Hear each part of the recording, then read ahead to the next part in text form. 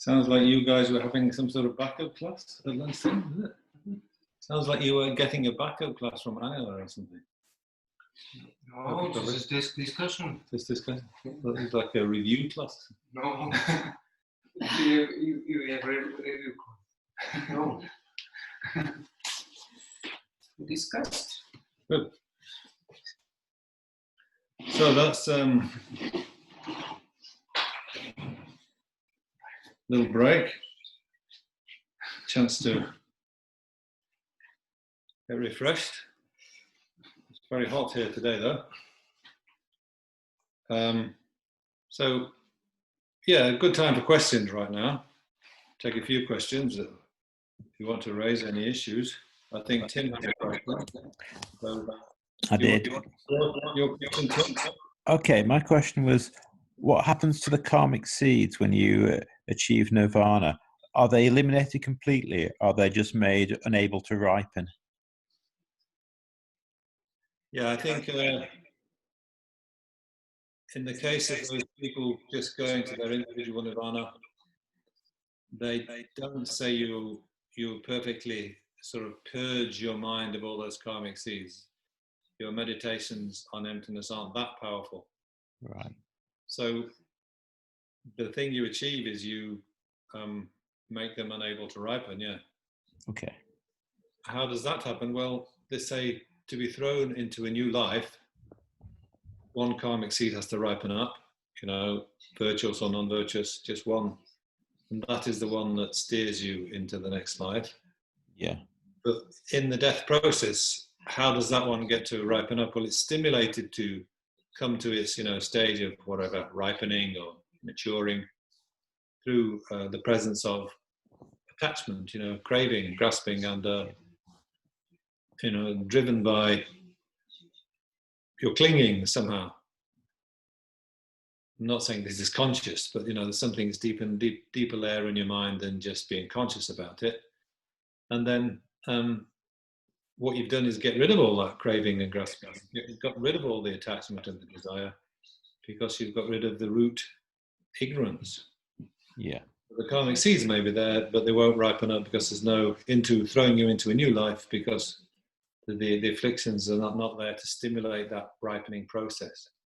But in Buddhahood, of course, then yes, Buddhahood is supposed to have no karmic tinges to his mind whatsoever. Buddha has really kind of cleansed his mind of all those karmic impressions, complete clarity.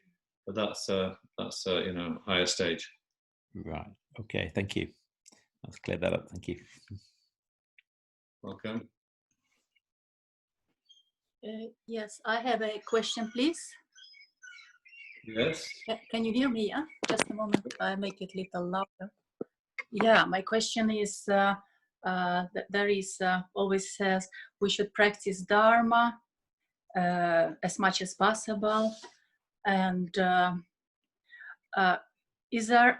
there any examples from daily life what it entails to practice Dharma? Because sometimes I'm a little bit confused, because they say practice Dharma. Is it the formal meditation sadhanas, listening to teaching?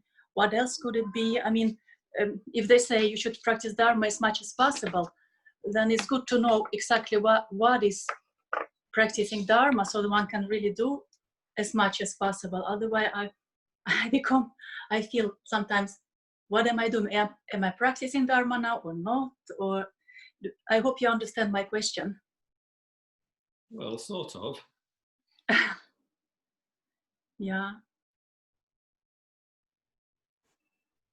Well, you gave such a good answer when we were talking about the benefits of thinking about impermanence. It sounds like you really were using your understanding of impermanence in your daily life, to remind you how to get on with things.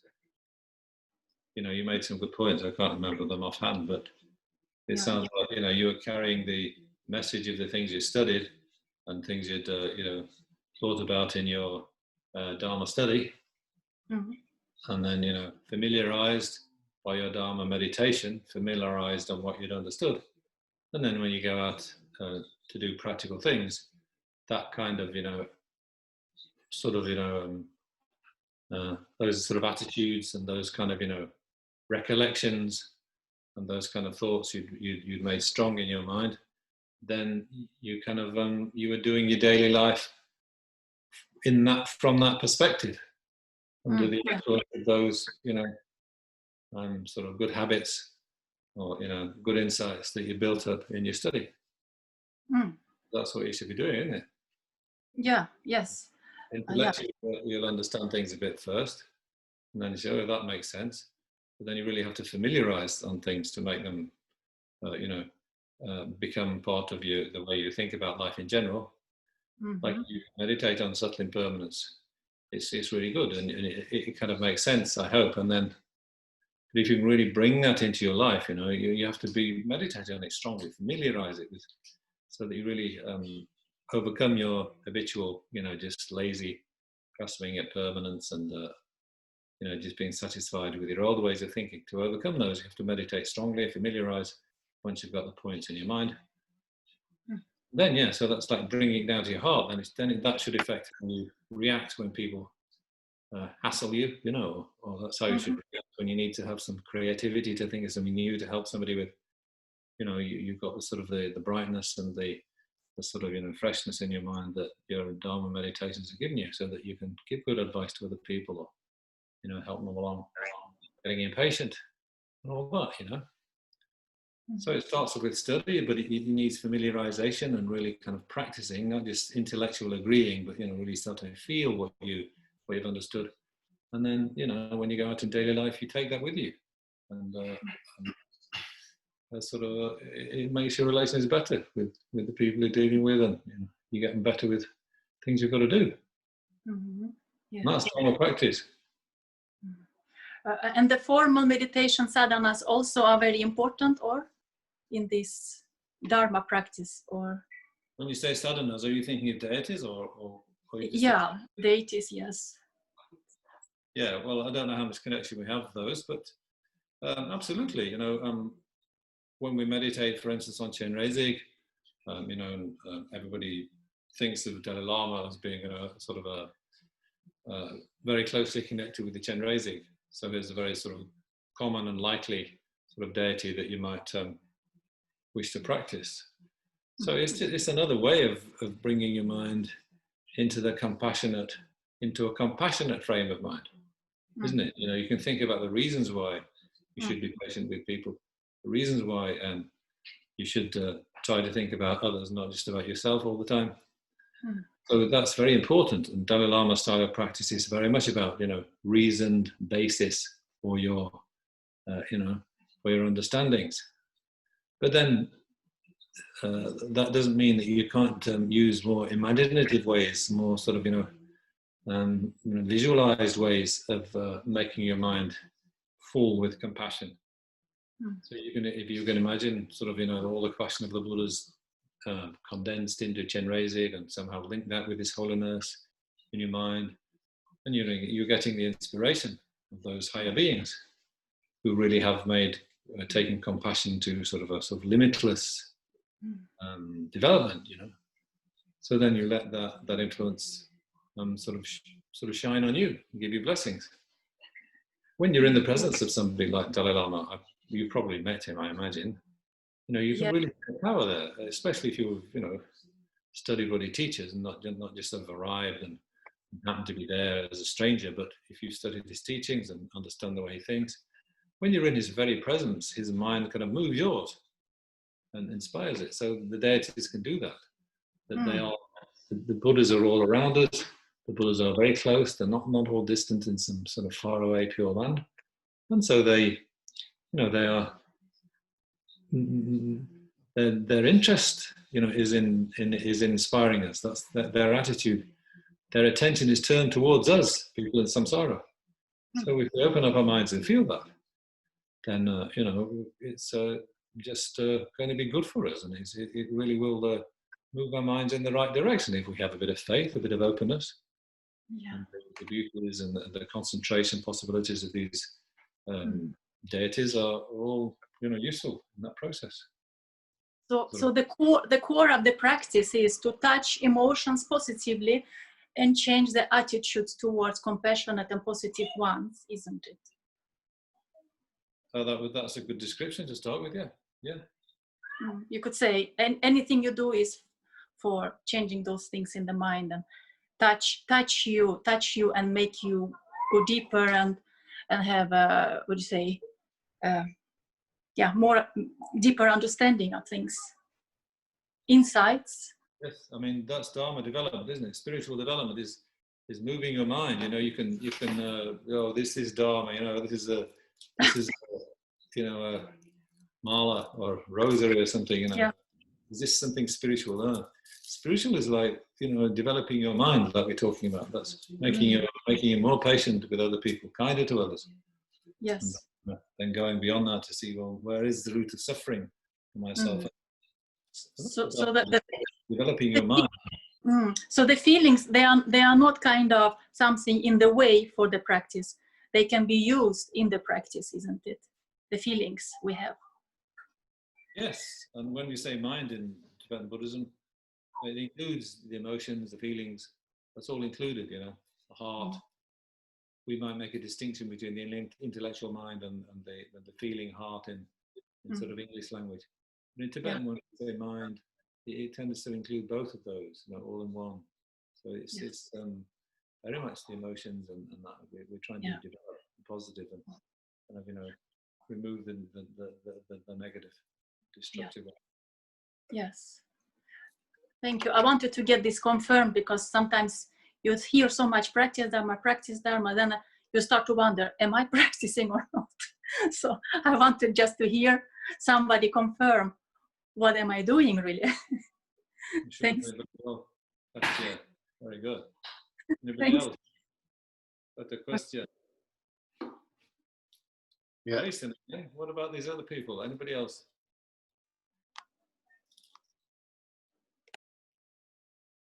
Okay, well, you've got your chance, Jason. Nobody else has got their hand up at the moment that I can see.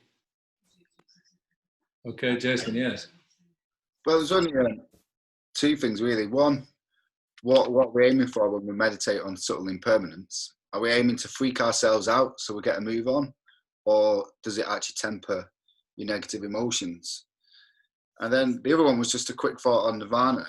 The idea that someone from, you know, who's in Nirvana re-enters samsara just feels a bit more like, isn't it more like a legendary way of speaking, more for like kind of the way you just pass on stories? Because I don't see how someone can re-enter samsara if they've attained Nirvana. They may take on a body again or whatever, but I can't, you know, is it just a turn of phrase they re-enter samsara? Because it doesn't seem to be possible. So, you know, they're opposites, and Nirvana's a state of mind, samsara's a state of mind. Do you see what I mean? It's just more a turn of phrase. So what's the purpose of meditating on subtle impermanence? Well, we sort of did a kind of a review of meditating on impermanence at least. And subtle impermanence is just like an extension of that. It's like, all the things that are true of life when you think about the impermanence and death side of life. Life will always transform into death. When you think like that, it sort of has beneficial effects on your mind. If you're a sort of Dharma practitioner, you don't get freaked out, or well, maybe you do. Maybe you should alarm yourself. But life is so short, you know. And for some people, that will be, you know, that can be a new realization that when they come into the maturity of their years, you know, they think, yes, all the sort of unthinking happiness of childhood, you know, passes on to a more serious evaluation of life, and impermanence should be part of that, and you know, beneficial effects there. So subtle impermanence is just like a more intense aspect of that, you know. So it can be like designed, you know, that you can meditate in a way to think, yes, well, okay, that means cyclic existence is such a dodgy place to be. It is such an unsatisfactory place to be. I want to, you know, be free from it. I want to leave. You know, just like the Buddha, when he meditates, when he sees the sick person, the old person, and the dead person, you know, it immediately triggers in his mind, oh yes, I've got this destiny of, you know, learning how to go beyond these unfortunate states and teaching everybody else how to do it too. So he sort of developed his renunciation of the palace life just by thinking of gross impermanence. But some of us, by thinking of the subtle impermanence as well, then we can see how cyclic existence is highly unsatisfactory. So that is, in a way of, sort of an understanding of subtle impermanence leads to an understanding of subtle suffering. But it's also very interesting. Like, the thing, the world really is like that. It's not just kind of, designed to bring you down and make you depressed and think, oh well, let me get out of cyclic existence. It's like, it's sort of very helpful in your meditation and emptiness too. So if you can think of things arising, passing away, and ceasing, arising, passing away, and ceasing, arising, passing away, and ceasing in every moment, then you're much less grasping at their, hanging on to their permanent benefit. If I have this, then every life will be wonderful. If I don't have it, life will be miserable. Grasping at external things as the main means to get happiness. But if you remember, you're just arising, passing away in every moment. So are the things that you long for in cyclic existence. So yeah, it can help you sort of deal with life better. It's not just like this means I'll just give up on life and go for Nirvana. So many benefits of meditating on subtle impermanence and going into the emptiness side and the ultimate side. I think is easier if you realize the impermanence of the conditioned phenomena at that subtle level. We can do a bit of meditation on that after the break. I think do a bit of meditation on subtle impermanence and then maybe move on to emptiness from subtle impermanence. We can try and do that. Yeah, so that was the subtle impermanence one. What was the other thing you were asking about? Oh, Nirvana, yeah. Can somebody come back from Nirvana? Is that really credible? Well, I wouldn't have thought so, but then when you look at the Perfection of Wisdom Sutras, they're saying that you can, because in the end, and they say, everybody gets to become a Buddha. And, that's a long way ahead, let's say. But some other Buddhist schools say, yes, some people go to that individual Nirvana and then they stay there. Maybe most people go to individual Nirvana and stay there and rest there, and that is their final, achievement. But other people, they say, yeah, then there's the very occasional ones, the Buddhas, who just come along once in a while, like our teacher Shakyamuni Buddha, to turn the wheel of Dharma once in every era. There's actual Buddhas are actually quite rare, so few of those. So you have these different achievements, which are, that's the way people stay once they've reached that state. But then there are, but the Mahayanists of our consequentialist type will say, in the end, everybody becomes a Buddha. So some people will go to the awakened, and they'll complete their sort of possibilities and live up to their greatest potential, and eventually all will become Buddhas. So that's the more kind of sort of grand vision of the Perfection of Wisdom Sutras. And in the bit that is copied and pasted in that document, More Nirvana Points, he's saying the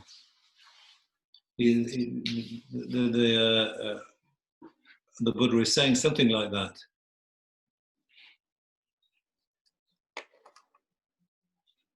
I don't really feel like reading it now, but if you read through, he'll say that there are people who strive for an inferior qualification. They strive for Nirvana, the lesser Nirvana. But then when they get there, they understand there is something better. There is something lacking about it. And so then they do want to strive for a higher qualification. They do want to strive for higher Buddhahood.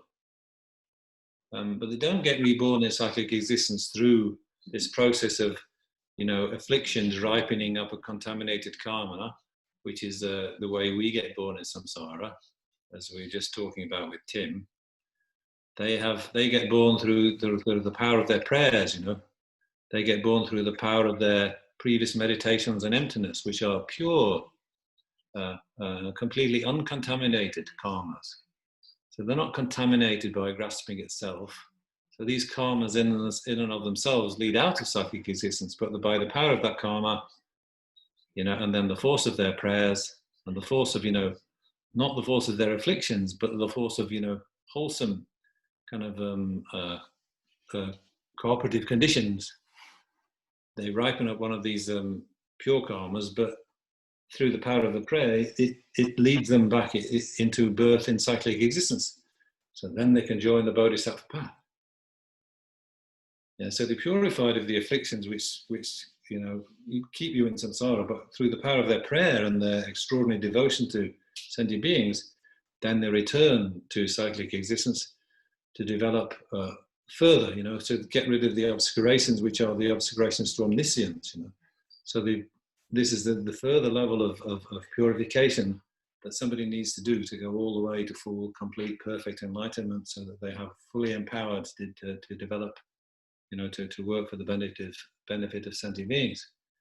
If you go to your individual in Nirvana, that's all right for you, but you lose contact with everybody else. You're in a very sort of secluded space, you know, where your mind isn't turned towards other beings at all. It's just resting on emptiness, ultimate truth. No conventional truths or thoughts are arising to mind. So you just cut off. But when you're on the path to Buddhahood, you see, you've got other beings are always in mind. That they're the things. They're the most important. You know, that's what you're doing the bodhisattva path for. So through the power of that compassion, that power of interest in others, you stay in samsara, working, you know, throughout all these rebirths, and gradually purifying to that extraordinary extra level of purity, which you need to become a Buddha. Through, you know, the power of your bodhicitta, enhancing your meditation on emptiness, your meditation on emptiness, enhancing your bodhicitta, and doing the work of the 6 perfections, where you are actually doing good for people, and you know, so you're progressing in samsara towards Buddhahood. Then, so this is how it's described in that extract from the Perfection of Wisdom Sutras, but it's a bit long to go through it all right now. So yeah, that's definitely described as a possibility. And in fact, everybody does that in the end.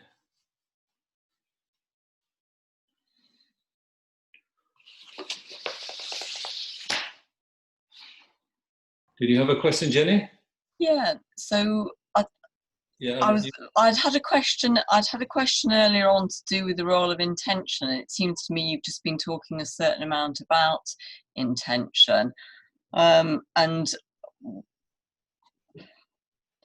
I suppose part of the question is thinking a bit about more traditional societies and thinking about having lived and worked in Thailand. Sort of quite interesting there that the role of the temples, very much as well as being centres of meditation and of learning, were particularly very much community centres. And it seemed to me there was a very strong altruistic, because, you know, way before there were schools and hospitals, well, that's what the temples did. And I think that's probably very similar in Tibetan society as well. But I just thought I think sometimes it sounds as if there's this sense of that, you know, the lower schools, there is no intention to benefit others, and it's just going, you know, their own for their own benefit. And I just feel it's broader than that, that's all. Yeah, thank you for So that. could you say, I mean, could you say something a bit more about intention as well? Because obviously both sets of people are wanting to, whether it's lower schools or whether it's the Prasangika Madhyamikas, there's the aim to become enlightened, or there's the aim particularly to overcome suffering. So that, well, the aim to overcome suffering and to get rid of afflictive emotions, that's there generally. And given that ignorance is one of the afflictive emotions, so can you say a little bit more about how intention works and what the difference would be between the sort of the lower schools and the Prasangika Madhyamikas? Well, yes, but I take your point about countries where Theravada Buddhism is practiced. So we have to be careful about, as I said, the opponents that Nagarjuna is taking and arguing with, and the views of the other schools that are put forward in these consequentialist middle-way texts. It doesn't mean that the people who are practicing Theravada Buddhism in the Pali tradition in Sri Lanka or Burma, they're the people who Nagarjuna they're the living examples of the people that Nagarjuna was, challenging. So I was just careful to say that in terms of their view, it's not necessarily that they're the people who Nagarjuna was finding a fault with. So, I'm not an expert, and he was dealing with the opponents that he found in India at that time. So you can't say they're just exactly the same as the Theravadins elsewhere now. So yeah, that's a point to remember. And then just because they haven't got the bodhisattva ideal, as their main ideal of practice, it doesn't mean that they aren't working for the welfare of society. That the monks or the nuns have a role in, like you say, helping people in difficulties within society, whether it's medical, drug addicts or kind of education that's not just religious education, but also secular education, working in poor communities. So I've never been to Thailand or any place like Burma or Sri Lanka, so I'm not really aware of the way the monastic communities and the Dharma, kind of the influence and the what goes on between the Dharma communities and secular people in those countries. Yeah, but there's no reason to think that they're all just meditating on their own perfection without doing things for the good of society at the same time. So yeah, I don't know about that. And the role of intention. Well, intention is all important. It's like it really determines whether your action is even a virtuous one or a non-virtuous one. A virtuous one, it's up to your intention, really. Some things can be kind of normally considered to be negative action, but if it's done for the greater good of a larger number of people, then it's conceivable it could even be a virtuous action, what is normally non-virtuous. If it's really to help somebody, and I think the Bodhisattva approach is like that, that you can't be too rigid with your monk's vows or something. If you really can sort of help somebody who really needs your help, then is it okay to break one of your minor vows or something? Then it's kind of the Bodhisattva ideal takes precedence over the sort of rigidity of, like lying or something. If somebody says, if the hunter's out, so this is an example we sort of debate about when you debate on the Vinaya, the hunter's out looking for the animal that he's shot or wounded or something, or, he's looking for, and he asks you, which way did the animal run? And you saw where the animal went, but you don't want to tell the hunter. So you attempted to lie and say, well, I don't know, I didn't see, or he went that way. You send the hunter in the wrong direction. So technically speaking, that's a lie. It should be a negative action. But you can see in a certain situation, if your intention is pure, then I don't think it really would be a negative action, because you're really trying to benefit somebody out of compassion, right? Yeah. So you're benefiting the animal, saving its life, and you're benefiting the hunter by your obstructing his activity of hunting. You're kind of preventing him from collecting the negative action of killing or something. So it would be quite the right thing to do, to mislead him. Just as an example.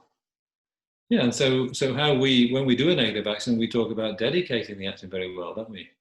So we want to sort of send the positive energy of our action in the right direction. If we don't dedicate, then the action just or when we're doing the action initially, we don't do it in a very Dharma recollected fashion. We just do a good action, and it sort of ripens up in samsara as happiness, maybe. So that's all very well.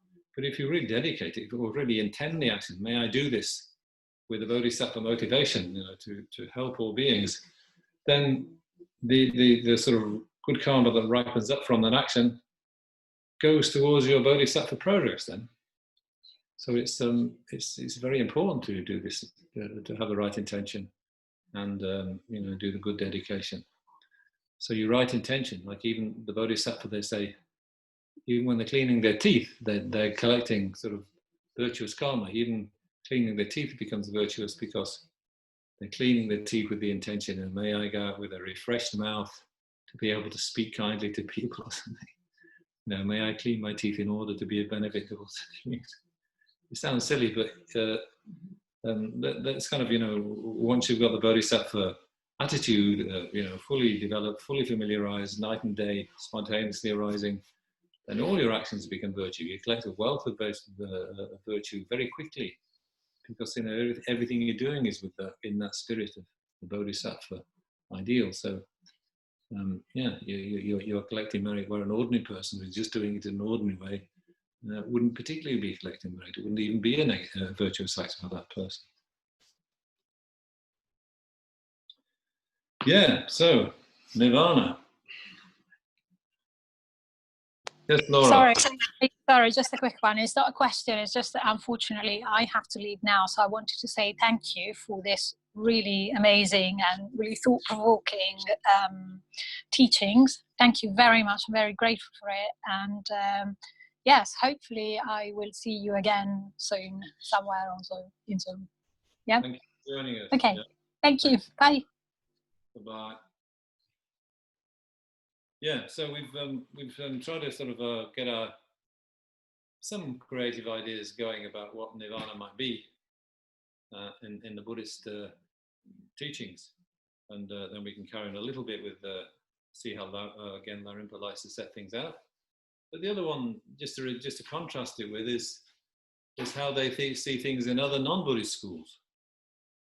So non-Buddhist sort of spiritual paths. So these tend to be more the sort of theistic type, don't they? Some Hindu schools, for instance, their idea of ultimate glory is like you become one with Brahma or something. Brahma is the universal spirit, or the highest deity or something. And then to become, to get to the highest sort of spiritual level there, it's like you merge with Brahma or something, or you discover that you are one with him. So it's like you're aiming for a oneness where the multiplicity of you and me and him and them, that all disappears. You discover that's sort of an illusion, yeah? So I remember when Indian people used to come and watch us debating in Dharamsala. Our debating ground was like, part of the tourist way around the temple, the main temple in Dharamsala when I was studying there. So these Indian pilgrims and most Indian people, even if they're just on holiday, are still very interested in spiritual affairs. They like to watch us debating without knowing what's going on. But you get this comment sometimes, that oh well, we're all so close together. The idea that we're different people with different trips going on is just an illusion. We're all one with Brahma. They try and articulate, how they felt about the highest spiritual goals. And Indian people are always very ready to talk in a very friendly way. So they'd interrupt your debate. I'll start asking questions. Why are you clapping your hands? Get asked that question about 1 million times if you're debating. But then this one lady, she says, I am you and you are me. That was her way of expressing, and it is a standard Hindu way of expressing our oneness, I am you and you are me. And when we are in our selfish mode, we think I am me and you are you, make a division. But she was saying that's the way she'd been taught about to think of the oneness of humanity or of all creatures. I am you and you are me. It's just an illusion that we can't see that and live it. But when we all become up to the Brahma level, we discover everything is just Brahma, and it's all oneness, and all the illusions of separateness just drop away. So that's their idea of the highest spiritual life, or the highest spiritual kind of achievement. But then, of course, you have people like the Hare Krishnas, who agree that there is a state of being one with the highest God, the highest spiritual being. There is a possibility of doing that, becoming one with Krishna or whoever they regard as their highest, example. But if you understand what they're saying, it says, but we prefer, actually, we Hare Krishna types, we prefer not to enter into that oneness with God. We prefer to remain sort of separate so that we can stand there singing and dancing and praying and worshipping the highest being. And that is their greatest delight, you see. And that's, you can see how Hare Krishna people, they love to sing and dance and sing the praises of Krishna and those beings, Hare Krishna. It's all a way of celebrating, the beauty of the divine spirit. So they don't go into that state of, merge into that state of oneness. They remain separate so that they can be the ones who adore the great deity. That's quite beautiful, you see. So they're quite content to be in the state of, just worshipping, dancing, singing. And that's their attitude, which is a bit more like the Christian attitude, maybe, because Christians don't usually think of merging with God, did they? In traditional Christianity, it's not about, we'll become one with God when we go to heaven. We'll just be, we'll just be part of God's body or something. You get the sense in the Christian truth, it's you go to heaven, but you remain a different person, a separate person from God. You become an angel or something who's one of God's entourage or something, one of God's audience, one of God's special chosen people, or chosen, close to God in the nearest possible way, but you don't actually become one with God. Sort of a Christian approach. So just to add those in, to the mixture of how we're going to, what's the best way of thinking of making progress in spiritual development, and what are the highest goals we're actually aiming at. Yes, for us, if we are true devotees of the Dalai Lama, we are going for Buddhahood. So we don't look upon this peaceful nirvana, this peaceful individual nirvana, as anything that we want at all. It's a great achievement and all that. And if people go there, then they've done something fantastic. They've really shown that you don't have to be stuck in samsara. You can overcome the addictions in your mind which keep you stuck here. You can throw off the burden of suffering and lay down the burden, and that's very inspiring, very marvelous. But all the texts that we have from our Mahayana side is saying, don't do that though.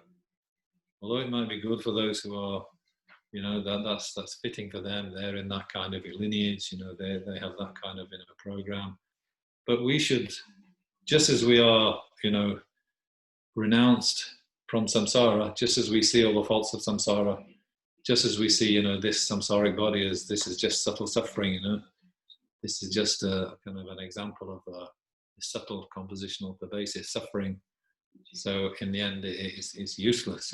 We're never going to have happiness while we take rebirth in bodies like this, even if we have lots of wealth, even if we are the privileged white Westerners who have the best of everything in this world is possible to have. Still, in the end, this is just a temporary, sort of a temporary manifestation of something which is, somewhat happy, but always, impermanent, illusory, not to be relied on. So, not dependable, inconstant, not dependable. So we must get out of samsara, leave it all behind, go for something, which is, the revelation of a true nature of Buddhahood, may really be useful, transcend all the kind of imperfections. But we do also see the peace of Nirvana in the same way. That's also something, kind of a dead end. We don't want to be in there. That's also leading us away from our highest potential, leading us away from our best possibilities. So to go there is sort of, very much, we want to reject both samsara and nirvana in order to go for, the full, complete, perfect enlightenment. So that's the attitude, yeah. But we want to understand what nirvana is about and understand it completely, and those who want to go there, if we are bodhisattvas, we should be able to teach them how to do it. It's a valid path. It's a path out of suffering. So if people need that path as a bodhisattva, you should be able to teach that path to those who need it. Not just teach the bodhisattva path, but teach whatever people need at a particular stage of life. And so we should also know how things work out, how to get to nirvana. So maybe we could look at a bit more of the text. I know it's like kind of a bit daunting, sort of looks a bit difficult, but I'm sure some of you are quite capable of making some sense of it. And then after the break, then we can do a bit more meditation, if that's okay with people. And then we'll have a story, finish off with a nice story. Story about Bodhisattva Maxipesh. Maxipesh. I'll tell you what that means. It's I'm just teasing the Slovakia people here. Maxipesh means something to them, but I'll explain later. So, where did we get to? So we're still on page 60. We didn't get very far.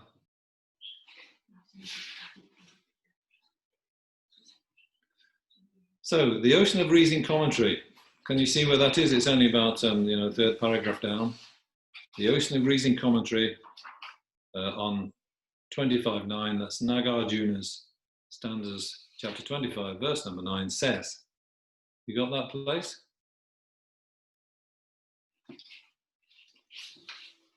So it's just about 4 lines, 1, 2, 3 paragraphs down, right near the beginning of the first page, just here. Okay, got it? Quite near the top. Section A, see, what is the nature of Nirvana? Nature of Nirvana. What's the essential meaning of Nirvana? And to answer that question, Gen Lamrimpa is taking Tsongkhapa's commentary on Nagarjuna's stanzas and taking Tsongkhapa's, presentation of what Nirvana is. So Nirvana is a reality of the mind where the seeds of the afflictions have been abandoned and the appearance of the appropriate aggregates has subsided. So Nirvana is the reality of a mind, and we said that meant emptiness. It's the emptiness of the mind where the seeds of the afflictions have been abandoned. Not just the manifest afflictions, but the seeds of the afflictions too.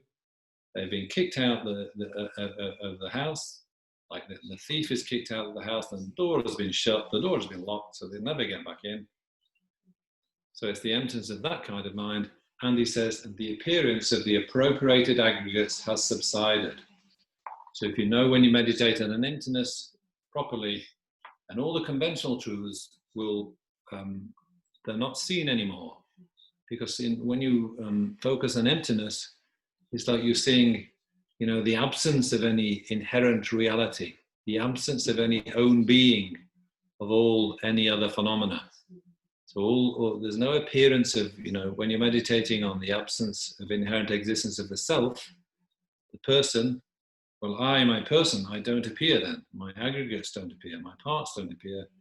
Just the emptiness of inherent existence of my self appears. And that's this ultimate truth, this sheer negative phenomena, which is so powerful in cleansing us away our kind of, imperfections of mind.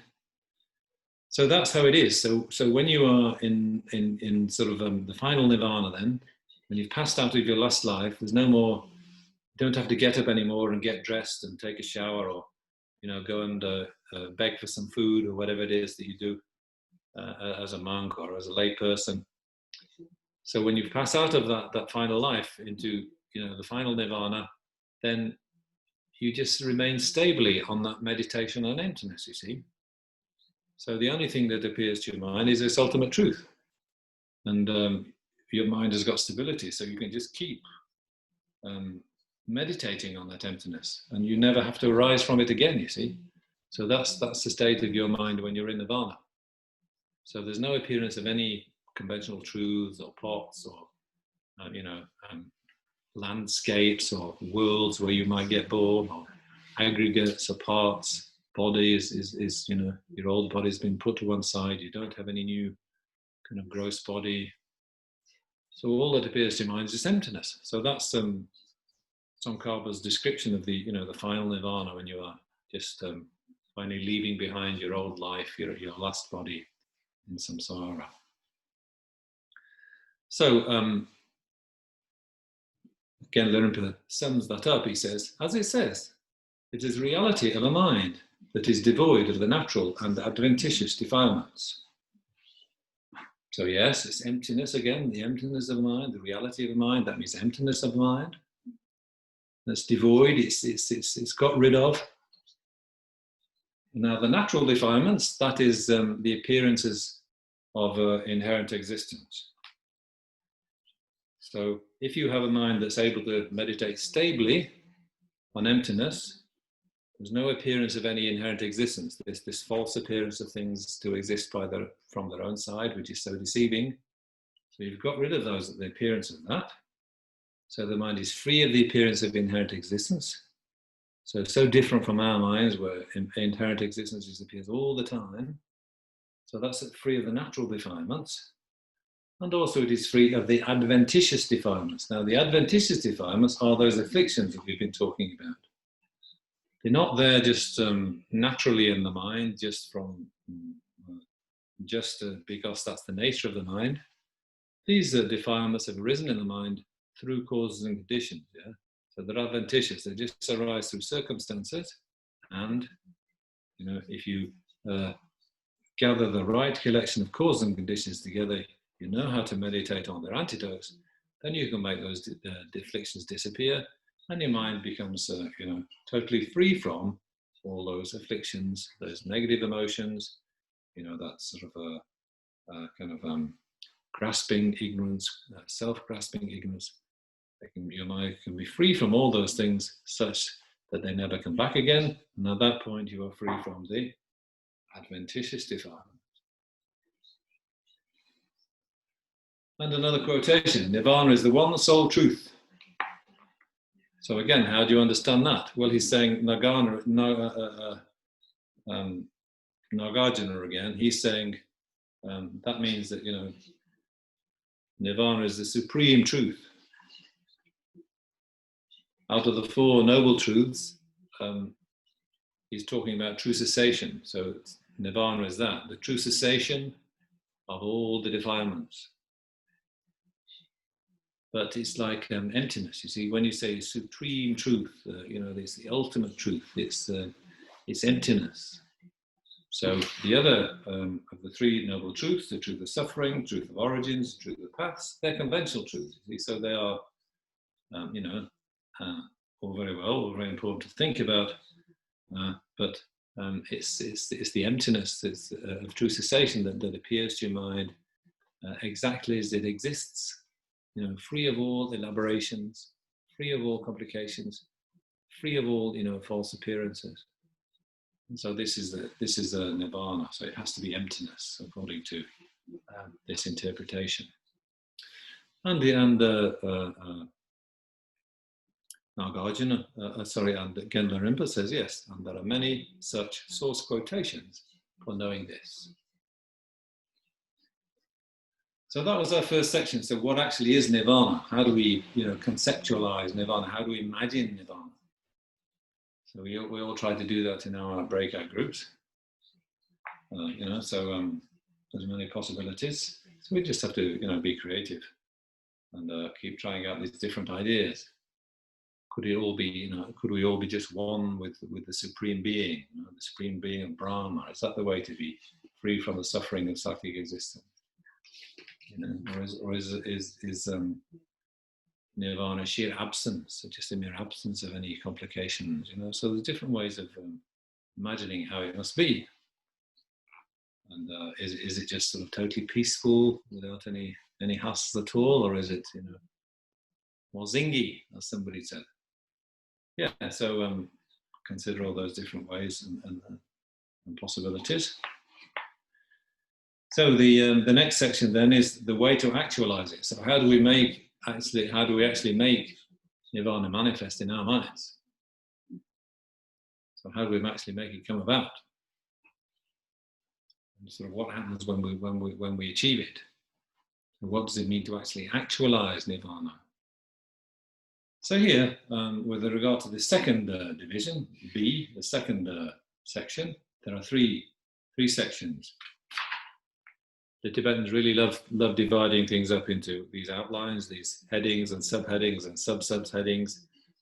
Anybody who's read these Tibetan texts, they find it's very familiar pattern. So here we have three subheadings. 1, refuting the system of others. 2, positing our own system. And 3, dispelling objections to it.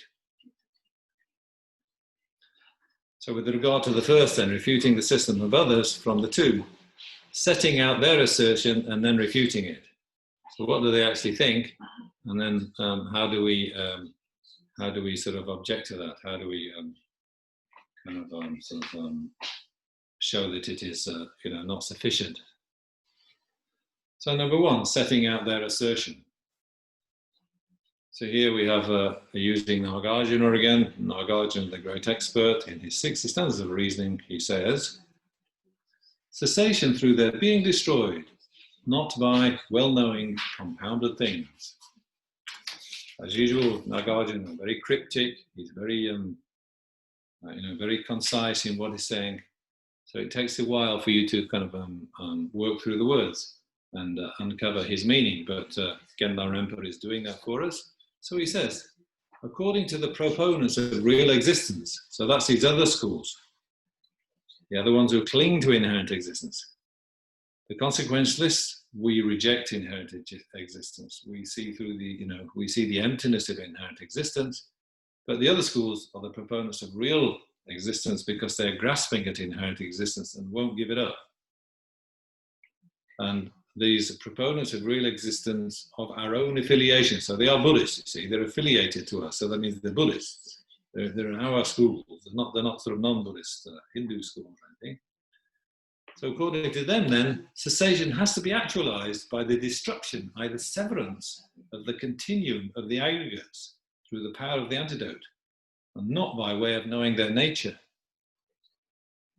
So that's just what we've been saying all along, that to reach the cessation of final nirvana, the person actually passes out of existence altogether. He passes beyond the categories of existence and non-existence, at least. So to Nagarjuna, that means, okay, well, that means that if they don't exist and they don't not exist, that means, well, they don't exist, so that they've passed out of their last existence then, so they're no longer a person. So that's how he says these lower other schools are explaining nirvana, that you reach the end of your afflictions, but at the same time you reach the end of your existence as a person. Okay, so he doesn't like that, you see. Whereas we, what we're saying is that you reach, you get rid of your afflictions by way of knowing their nature, by way of knowing the absence of inherent existence of all these things. But on the other hand, the realist schools, this is under the influence of their holding to the true existence of the compounded things of psychic existence. Yes, they're holding to true existence, they're holding to inherent existence. So it's kind of the only way they can get rid of their afflictions is, to say that, well, the person disappears at that time too. But we're saying, no. All you have to do is realize the emptiness of inherent existence of your afflictions, the inherent emptiness of inherent existence of your mind. And so that's how you get to Nirvana. So we don't have much time left now. This is it's difficult material. So I don't know. We can just make one more point for those who are ready for it, and then have a cup of tea. You see, so it's like saying if you say, well, there's no person once you pass the boundary of final nirvana, you've left your last life, you've had your last birth, your last death in samsara. Then there's no more person anymore. So who's the person who's actualizing this final nirvana? Well, there isn't anybody left. Yeah. So who is the person who experiences final nirvana? You can't show anybody, because anybody who reaches final nirvana just disappears. So there's no person who's reached final nirvana then. So that's the way Nagarjuna is arguing with them. You know, if you want somebody who's actualized nirvana, well, there's got to be a person who's actualized nirvana. But you're saying there's no person once you cross that final divide. And so how can you say there's somebody actualizing nirvana when there's no person there? So this is the kind of criticism he's making. Yeah, so that's what Nagarjuna doesn't like. If there's the action of somebody actualizing nirvana, there's got to be a person doing it. But you're saying that the continuum of the person comes to an end, disappears into the unconditioned. So how can there be anybody who experiences nirvana? The person has disappeared at that time. Okay, well that's the beginning of his argument there. So we won't go any further with that right now. So let's have a cup of tea, and then maybe after the break, we give any more questions or just try to reach some conclusions, and then we'll do a bit of meditation, maybe subtle impermanence, going into emptiness. Who knows where we'll get to, and then we'll have a story. Okay, so see you in 10 minutes. 7 minutes past the hour. Thank you, Geshe Losel. Okay.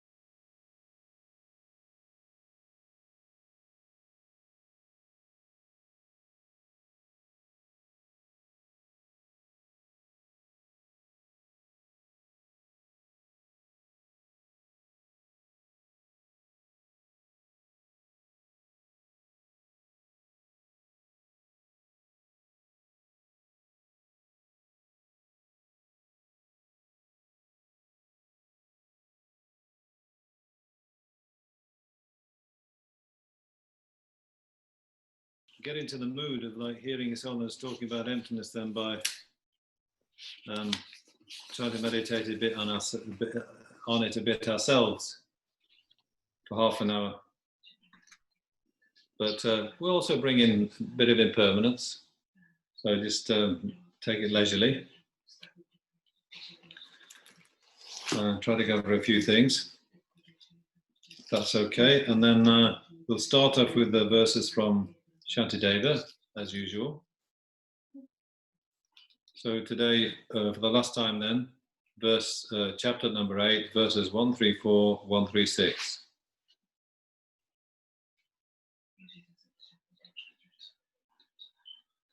So verse number 134. All the harm with which this world is rife, or fear and suffering that there is, clinging to the I has caused it. What am I to do with this great demon? So principally in this chapter, he's talking about how a sort of monstrous kind of fixation on myself in the form of self-cherishing prevents us from being, kind to others. It prevents us from being helpful to others. And this is a chapter about generating bodhicitta. See, about having the concentration. It's a concentration chapter, but what you're supposed to concentrate on, you're supposed to concentrate on developing bodhicitta. I think that's the sort of main theme of the chapter. So here, it's because we're so obsessed with happiness for ourselves that we lose out on the marvels of generating bodhicitta and going the beautiful bodhisattva path, where we're helpful to all beings in whatever situation we're in. But of course, clinging to the I, it also is like got this philosophical side, yeah? Grasping at self to exist inherently. It doesn't just stop us, developing the bodhisattva path, but it also prevents us from having happiness. That's what keeps us in samsara. So grasping at the I can have these two meanings. And one is like just being selfish in the ordinary sense of, not helping others, and, being grasping at the self, misunderstanding of the nature of reality, and getting reborn again and again where suffering occurs. Then number 136, to free myself from harm and others from their sufferings, let me give myself to others, loving them as I now love myself. So if you are familiar with the methods of generating bodhicitta, there's a method of generating bodhicitta equalizing and exchanging self and others. That's the name of the method, equalizing and exchanging self and others. So you can see that's what he's working towards here. You see, not only we think of other beings as sort of equal to ourselves in wanting happiness and wanting to avoid suffering, but we really sort of say, yes, the more I can give myself to help others, the better my progress towards Buddhahood. The more I can and relieve others of their suffering, then the greater benefit for all concerned. So, in the end, the practice and the exchange of self and others, all those, the energy he spends on thinking about himself, he puts into thinking about the welfare of others. And so that's exchanging self and others. Himself ceases to be the center of his concern, and other people become his main focus, other creatures.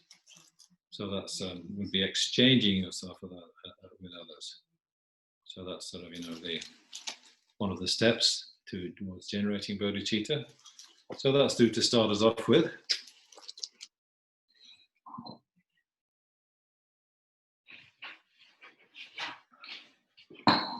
So, like Jenny was saying, the intention with which we're doing this meditation, it's always very important to emphasize that.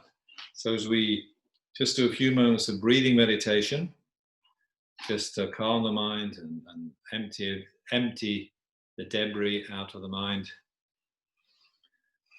just like you're cleaning up your computer and throw lots of files into the trash.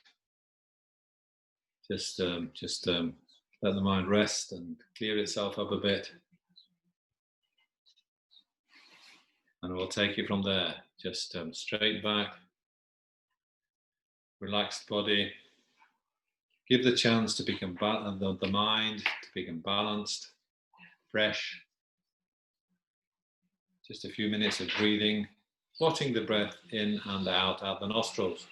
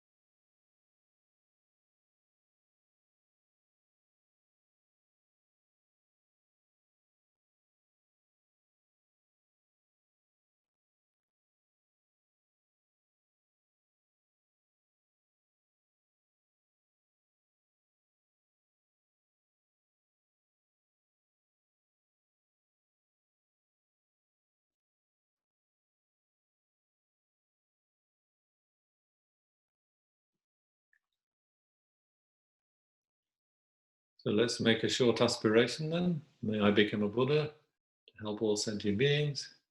And may the strength of my meditation today go exactly in that direction.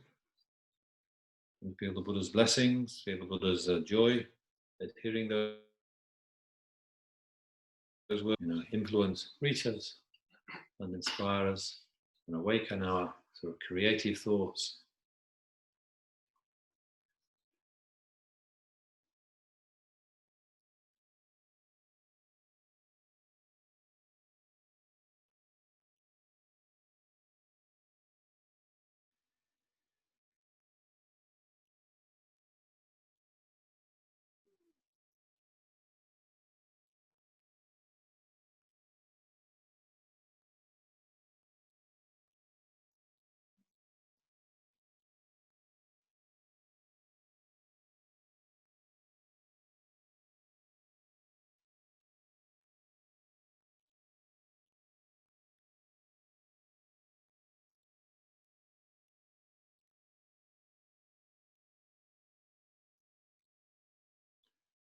Now, just as we meditated yesterday, let some thoughts come back about the transience of life.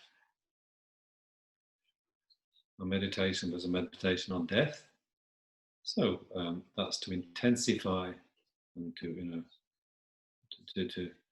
encourage us to take the time we have and make the best use of it. So we want a keen sense of things arising and lasting, passing away, whether it is ourselves and our own death, our friends, our dear ones, others of our own species, of all creatures in this world, and not just the living beings, but the natural environment, but the rivers, and the earth, and the air, and the power of the sun, all the elements, combining, transforming, recombining, not just on this planet, but throughout the galaxy, throughout how many other galaxies and black holes there are in the universe. So this process of change is just the theme of the universe. So just try to focus on that sense of transformation, change, constant process.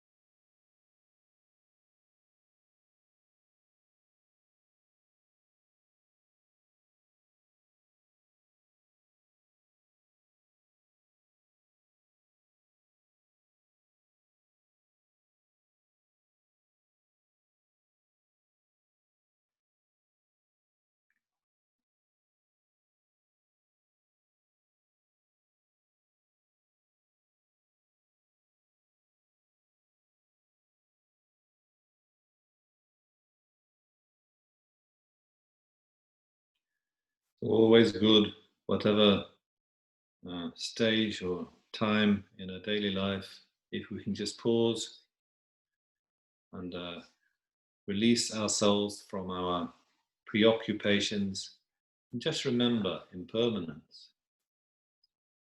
the transience of the world, just for a moment. Let that sense come to us in the middle of our daily lives too. It will be very, nourishing or awakening, I'm sure.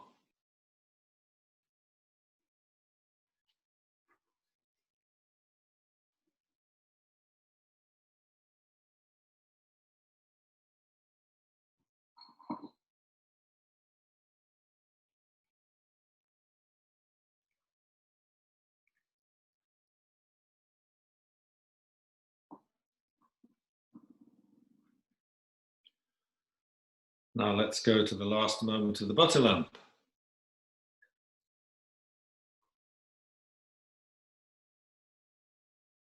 The point here, remember, is when the last moment of fuel travels up the wick of the butter lamp or the candle, it bursts into flame, just like all the other moments before it. The fuel becomes flame, but then no more fuel, then no more flame. So immediately the flame goes out.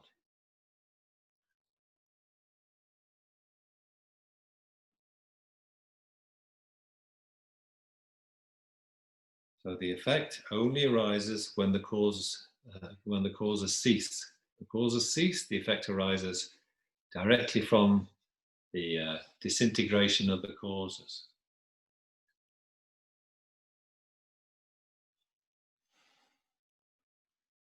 But then, as soon as the causes have finished, as soon as the causes are done with, then immediately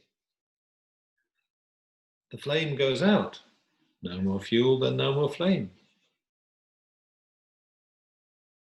So that's just how infinitesimally short life is of anything that arises from causes and conditions.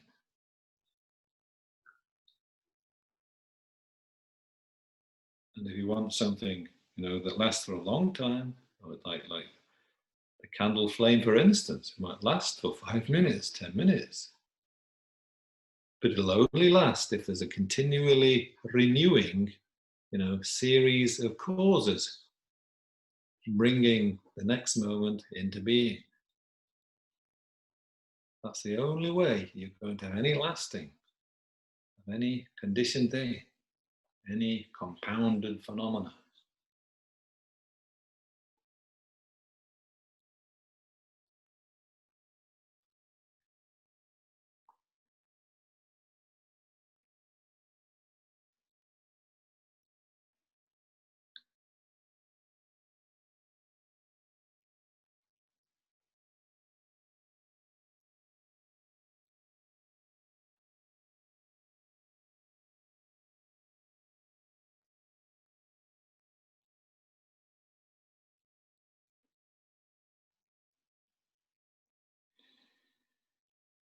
So the focus now is on, the speed of change, the quickness of that change.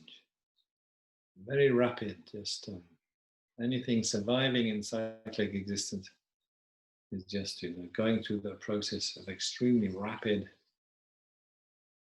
unstoppable flow of change.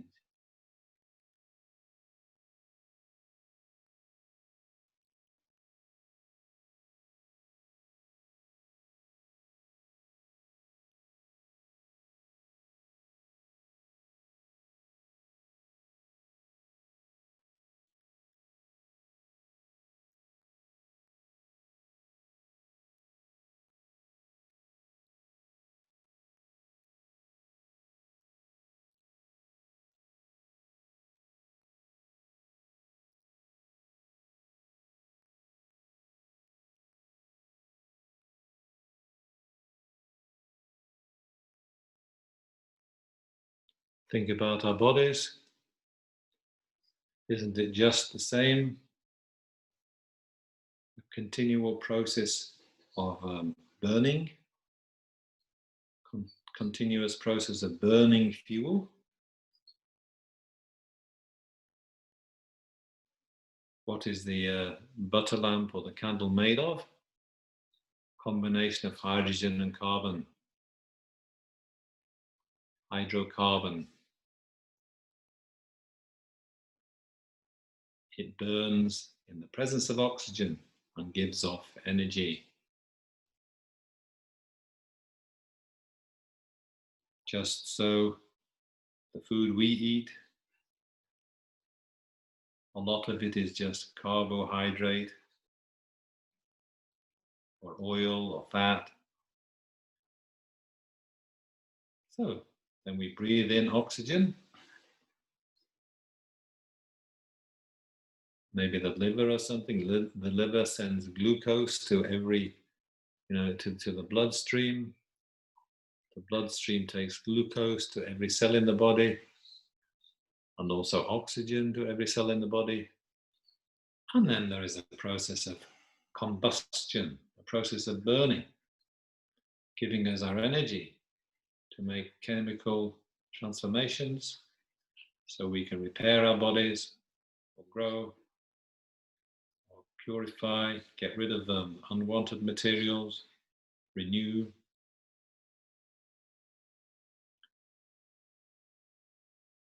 So our body is just like the candle flame. It's just a continual series of momentary states, each one different from the last one, succeeding each other so rapidly.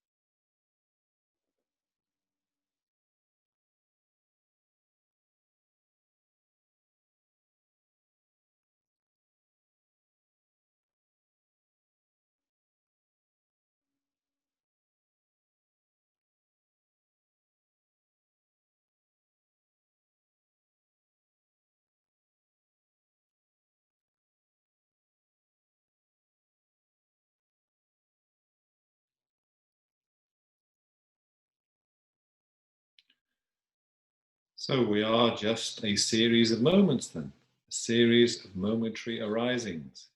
In every moment we're different from what we were the moment before.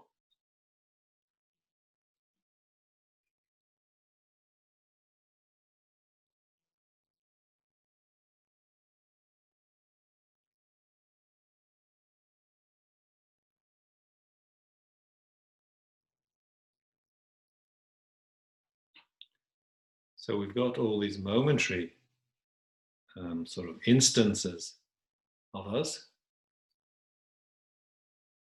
But where is the one who lasts? Where is the person who lasts for 20 years, 30 years, 40 years, 50 years?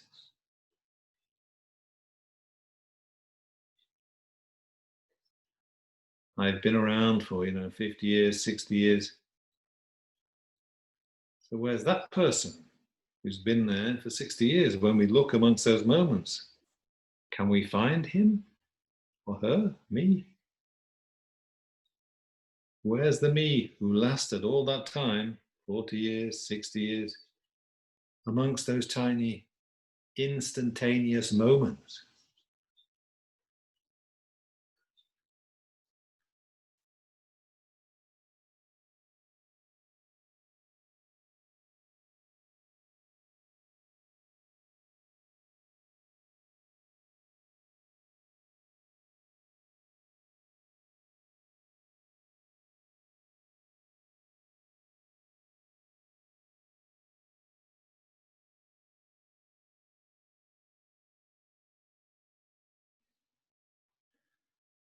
Well, it's like looking for an hour amongst the moments, amongst the minutes, isn't it? Looking for an hour amongst the minutes. Where is the hour amongst the minutes?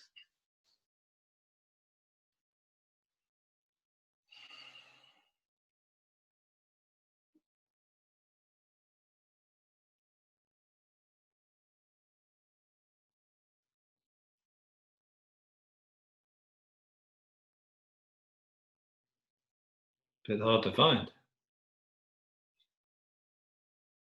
Is the hour something separate from the minutes? If you took all the minutes away, could you have an hour left?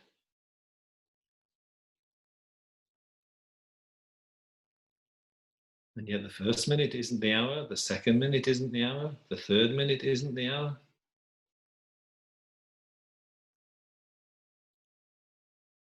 So you can see how the hour is just like, well, it's coming, it's like it has to be imputed.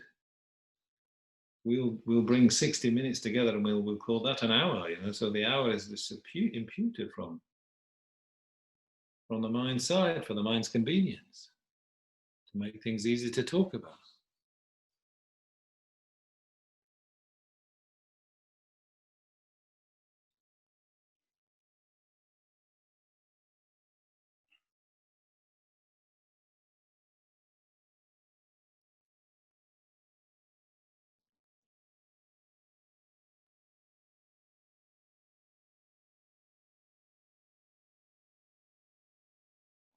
Same with the self then.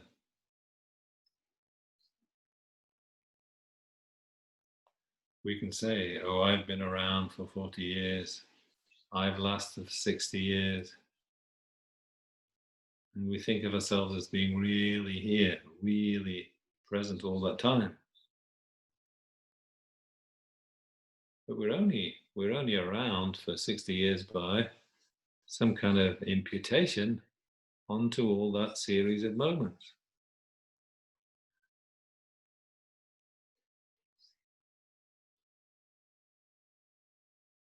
As for us being here by way of our own power, by way of our own, from our own side, just impossible.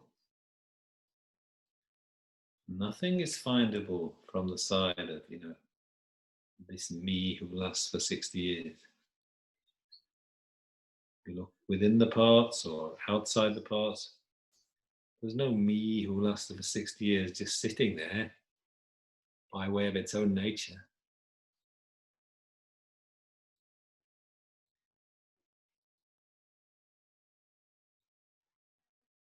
The me who lasted for 60 years, it just, has to be just like imputed you collect those tiny moments together and kind of, you sort of impute them to be, independence upon them.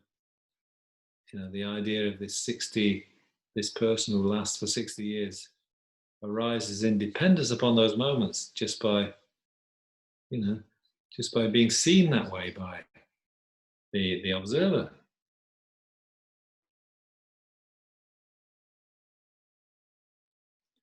So this me who lasted for 60 years, no way that he can be found amongst his parts, physical parts, mental parts, or parts in time.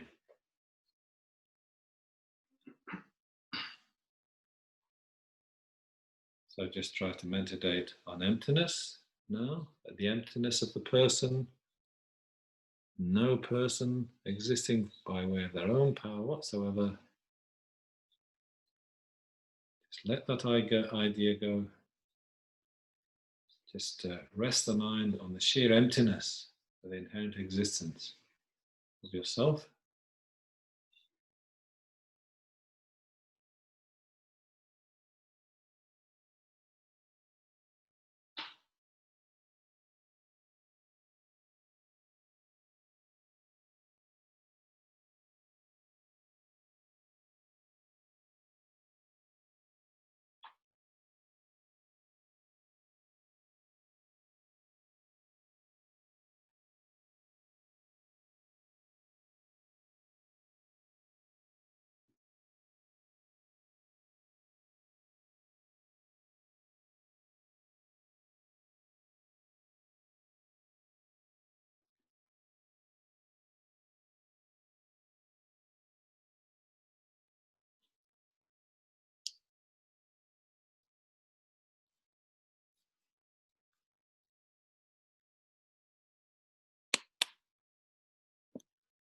So I have to stop there now, just do a bit of a dedication and just get ready. Next stage.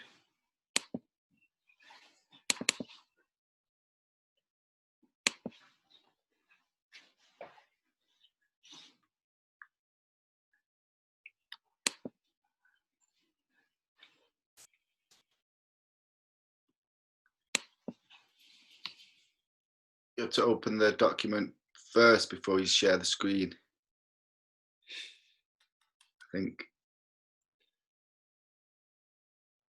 I thought I had, man, but maybe not.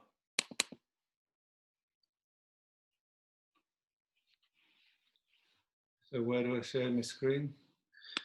If you press stop share somewhere. Am I sharing or not? Yeah, it's just confusing sometimes. I'm sharing. Yeah, I don't know what you're sharing. Dedicate your merits, guys. Dedicate your merits. Let them go to heaven.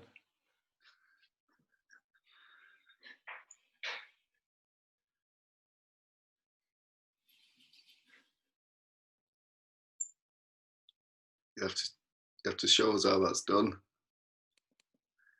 Hey, it's power of meditation, man.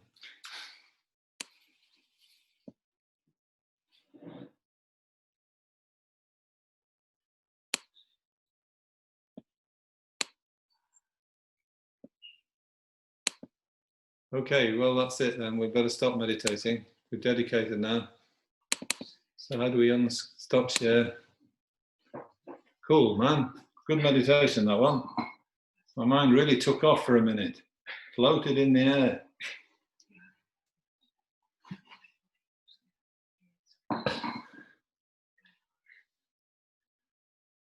Okay, we just got time for the story, one of my favorites, by popular request. It's about Bodhisattva Maxipes.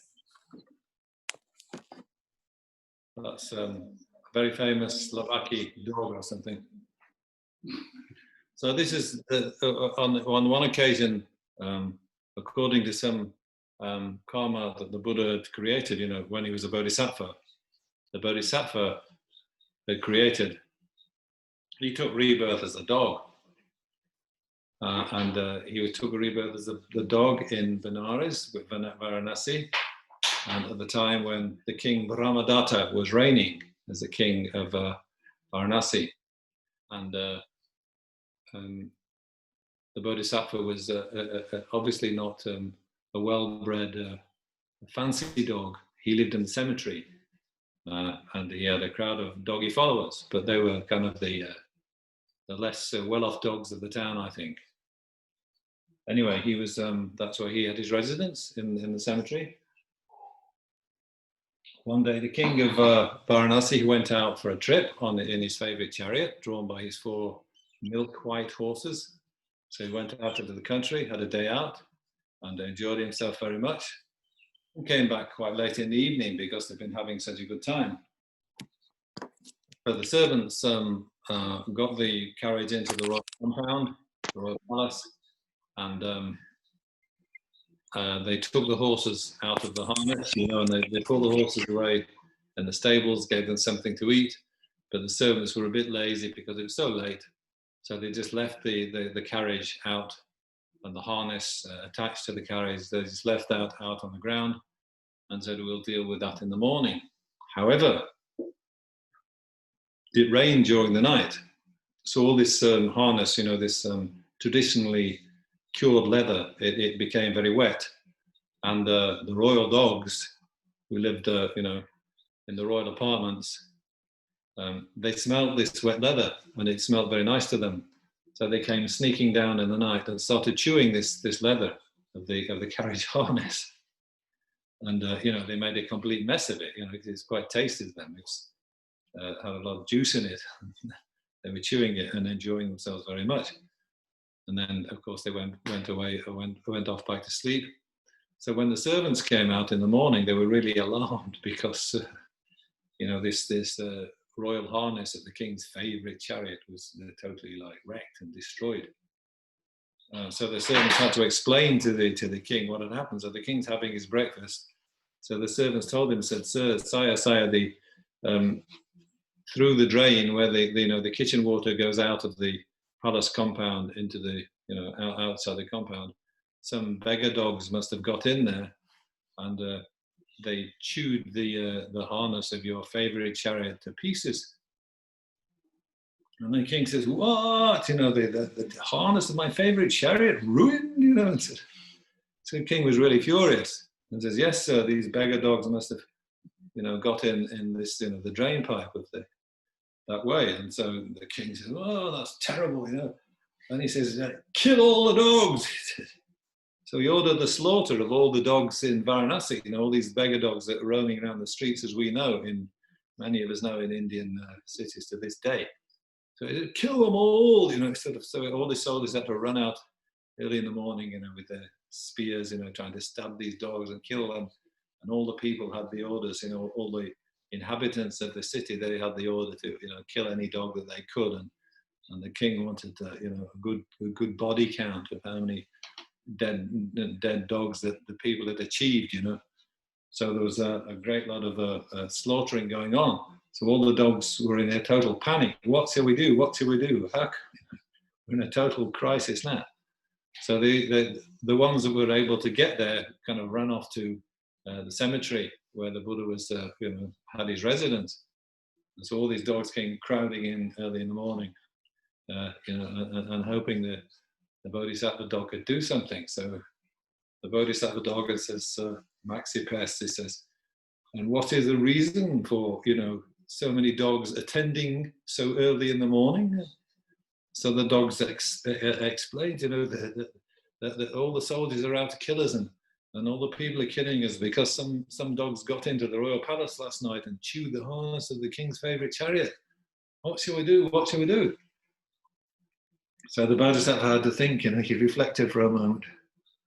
And he says, well, he thought to himself, well, the royal palace is so well guarded, at night there's a soldier about every 2 meters around the outside wall of the palace. And they all have little lamps, so it's very hard to believe that any dogs had actually got into the palace. So he thought some more. So he says, well, who could have chewed the harness of this royal chariot then? He says, well, he said, it must have been the royal dogs, I think, that did it. You see, so this bodhisattva dog is very far-seeing, you see. So he says, never fear, my friends, he says, let me go to the royal palace and I'll see what I can do. Just wait here.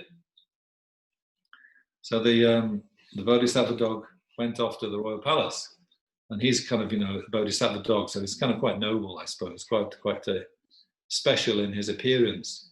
So when he was passing through the streets of Varanasi, either the soldiers didn't notice him or they thought he was too fine a dog, so nobody threw stones at him as he was passing on the way to the royal palace. He managed to get there safely.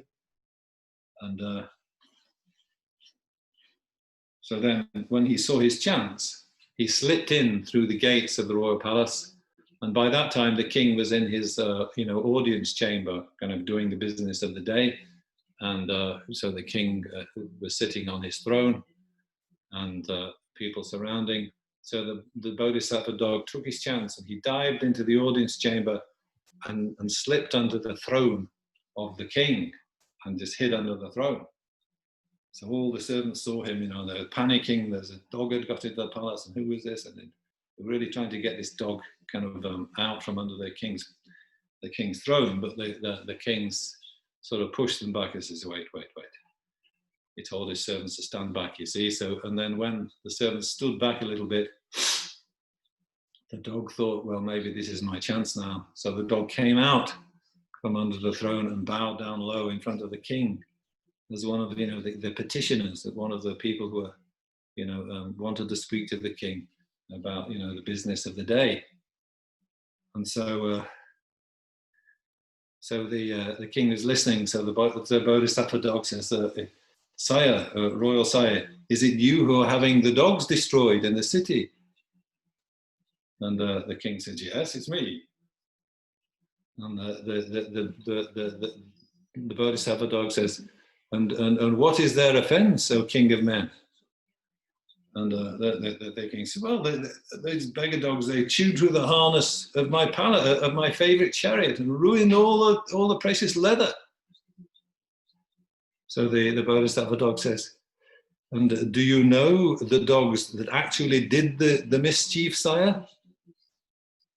And the king says, well, no, of course I don't know who actually did it. And so the royal bodhisattva dog, the bodhisattva dog says, surely, your majesty, if you do not know for certain the real culprits, the real criminals, it's not right just to order the destruction of every dog that is seen. And the king says, look, they destroyed the leather of the harness of my carriage, and that's why I ordered them all to be killed. So the bodhisattva dog says, and do the people kill all the dogs without exception? Or are some dogs spared? And the king says, well, my royal dogs, I've not ordered my royal dogs to be killed. So the bodhisattva dog says, well then, that means just now you ordered the death of all the dogs because dogs had chewed the leather of your chariot harness, but now you say some dogs are accepted. Therefore, O king, you follow evil courses of partiality and of favoritism and dislike and ignorance and fear.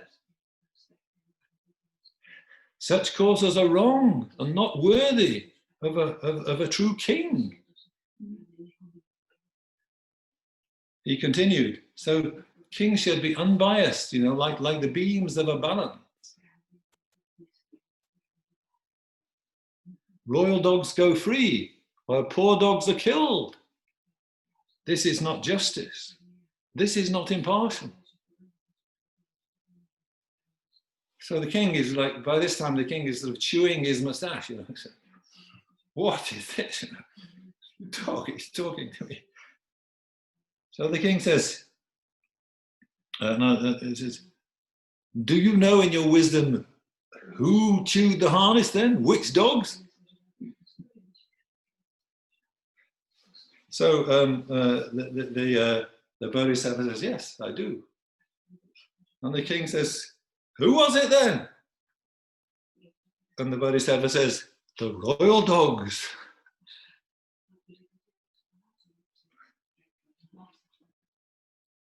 So, then the Bodhisattva quoted a verse. He quoted a verse of the king. He says, the royal dogs that in the palace grow, the well-bred dogs, so strong and fair of form, not these, but only we are doomed to die. Here's no impartial sentence meted out to all alike. 'Tis slaughter of the poor. So the king says, well, can you prove it's the royal dogs who chewed up the leather of the harness? So the Bodhisattva says, I can prove it, sir. And the king says, well, do so then. He says, oh, do so, sage. By this time he's beginning to be impressed by the Bodhisattva. Do so, sage dog, he says. So the Bodhisattva says, I need the dog's dishes, eating dishes, and I need some buttermilk and some kusha grass.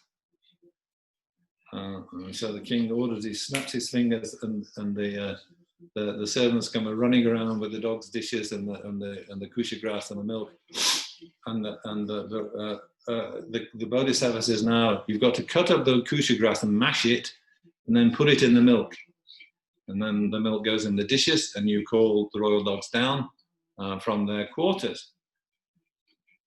So they did just that, you see, and the dogs came down, and the dogs drank the buttermilk, and what happened?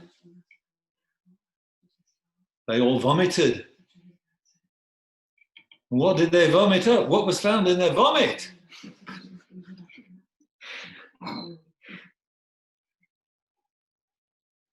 Yeah, pieces of leather. And so then the king was really, he's really amazed there. The king is really like, he says, why, this is like the judgment of the perfect Buddha himself. The king is really elated by this amazing kind of solution to the problem by the Bodhisattva. So then the king snapped his fingers again, and then he said, the royal umbrella, which is his symbol of kingship in India, of course, the royal umbrella says, you hold the royal umbrella over this noble dog here. So the king's white umbrella was held over the Bodhisattva dog as a sign of the king honoring such an amazing creature. So then the Bodhisattva taught the Dharma to the king, and then he ended up at the end of his Dharma discourse, he gave the king the 5 lay precepts. So the king accepted not to kill, not to steal, not to lie, no sexual misconduct, and so on, no alcohol. So he became a lay follower with the lay vows. So this is a famous teaching by a famous dog that has lasted thousands of years. And the king thereafter, you see, the king became converted to a virtuous way of life, and that he did many charitable deeds, as many as he could, with the rest of his time as a king. And all the dogs in the city who were hungry, he ordered them to be fed with whatever good food that they needed. And so none of the beggar dogs in the city ever went hungry again. And as for the Bodhisattva dog, Maxi Peth, he lived to a ripe old age, and then he passed on to his next life according to his karma.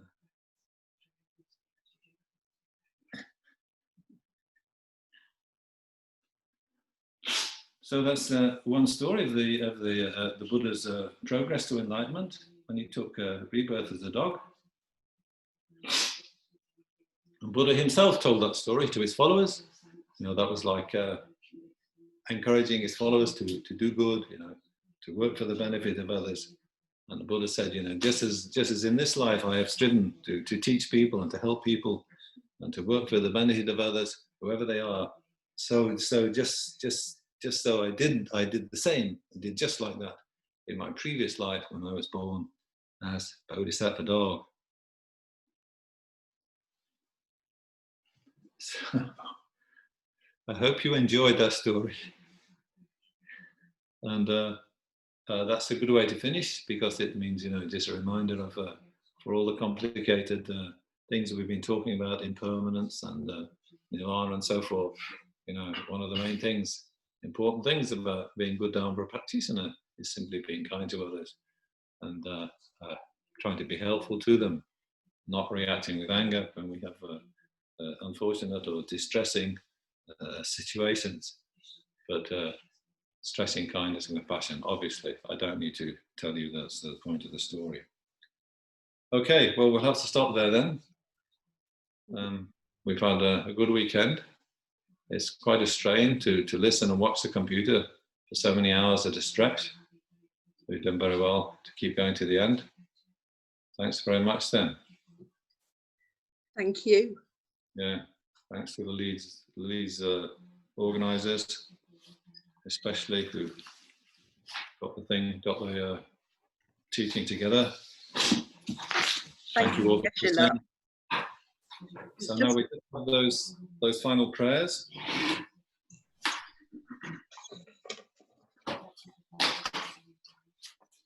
If you've got your prayer sheet, final Lamrim prayer at the bottom of page 1, long life prayers. That's okay.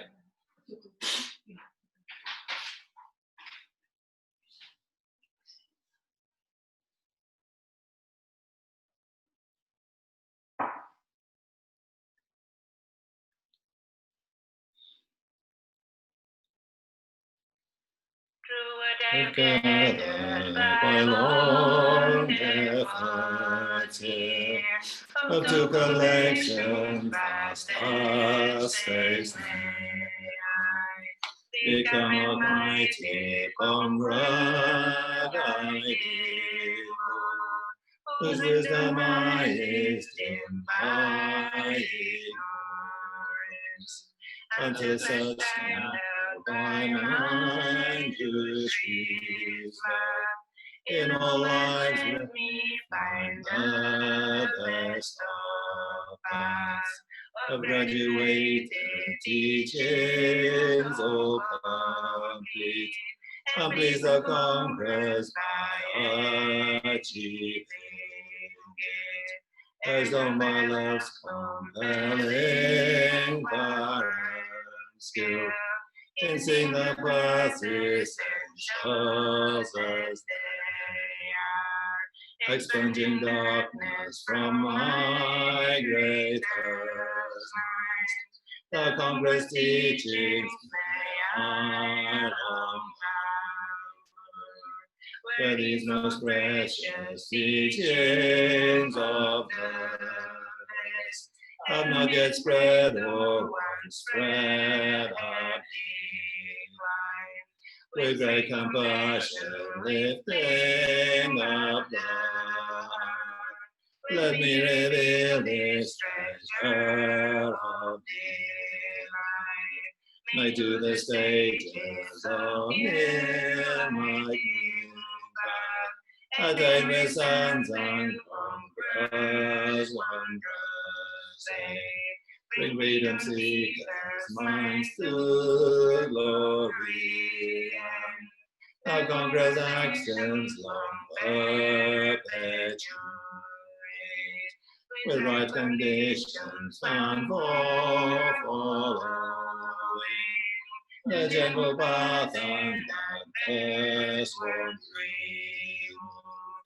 The humans and non-humans for all lives, not far from that pure path of Congress praise.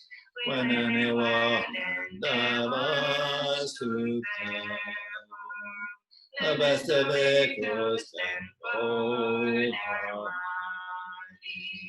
may those almighty always their name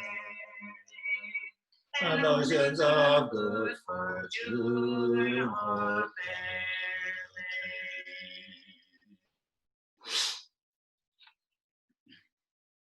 footsteps shining, set not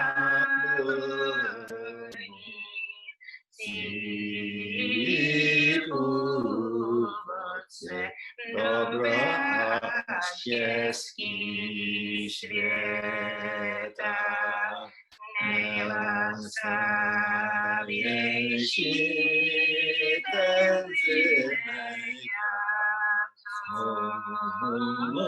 Chrystus dwa krani na planie. Source of this world and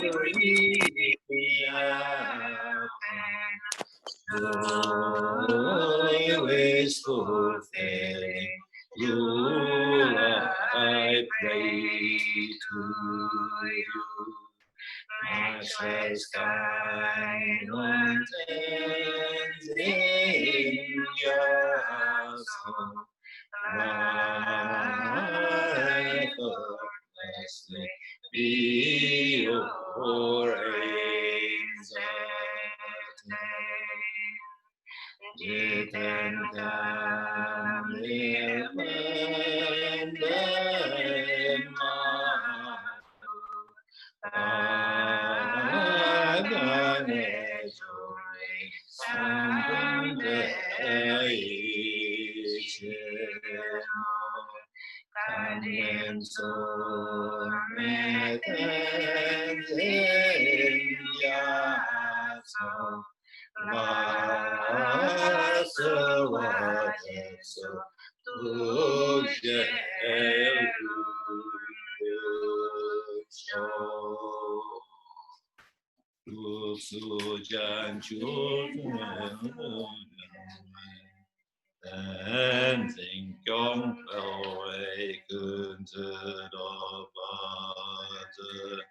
Choksum korvele manturuk anda sokuje kundu shabdencho.